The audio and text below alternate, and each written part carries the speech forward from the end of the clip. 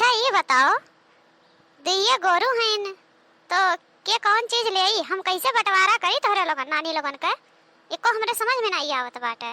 हम कुछ नहीं जाने तो बूढ़ा, बस जौन की हो तौन हिसाब से बंटवारा की हो, जानू कि नहीं सोच समझ के की हो।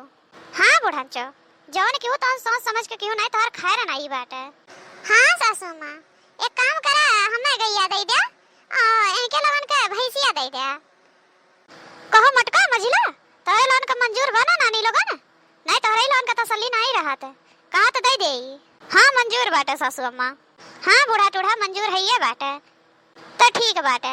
अब गाय छटको ले ले थी, अब तोहरे दुजनी में भैंस का बंटवारा हम कैसे करी, अब बताओ तोहरे लोगन। अब चाहे जैसे करो, काहे कि भैंस शुरू से लेके आज तक ले हम ही खियान हैं, हम ही कुल करन धरन हैं, तेकर मतलब भैंस हम ही लिए बे और केहू नहीं ले, बस हम कुछ नहीं जाने, भैंस हम ही के मिलक चाहिए। भैंसिया ये नहीं है तो का मने हमें वैसे खड़ी है का, मने हमार नहीं कोनो हिस्सा हुआ तुम में, हम लोग चाहिए भैंसिया बस, और कुछ हम जाने तो इतना ही।